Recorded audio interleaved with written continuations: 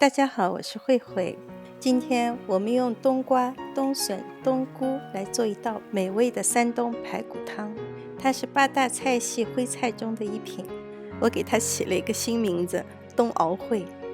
这是这个汤用到的主要食材：取5颗香菇，清水中泡发。买不到新鲜的冬笋，可以用这种水煮冬笋来代替。取150克的水煮冬笋，将其切成片，盐水中浸泡备用。冬瓜去皮，切成半厘米厚、3厘米见方的冬瓜块，大约500克左右。准备800克左右的猪排骨，长短形状不必拘泥，沿着骨缝隙处将其切开，充分洗清，浸泡半小时。半小时后洗清，沥干水分，倒入炸香姜片的热油中，不停地翻炒，以锁住肉质的水分。之后用漏网另去多余的油脂倒入热水锅中，锅中的水量2.5升左右。水开后撇去浮沫，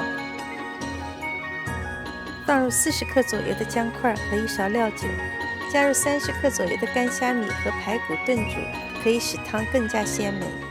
中小火炖煮1个小时后，将水发冬菇切成您喜欢的形状，挤干水分，倒入锅中。冬笋片沥干水分，也倒入锅中，继续中小火炖煮半个小时。葱花油里爆香，倒入冬瓜，翻炒2分钟，倒入煮了1个半小时的汤中。如果您想吃更加清淡的汤，冬瓜不用油炒，直接倒入汤中即可。加1茶匙的盐，1/2茶匙的白胡椒粉。当然，您一定要根据自己的口味来调节咸淡以及胡椒粉的用量。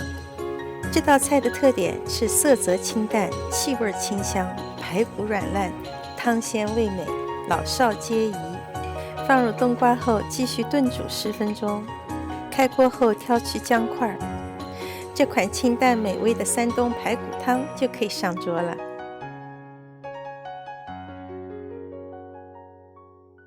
好，如果您喜欢我的视频，请在视频的下方关注或点赞。谢谢您的收看，我们下期再见。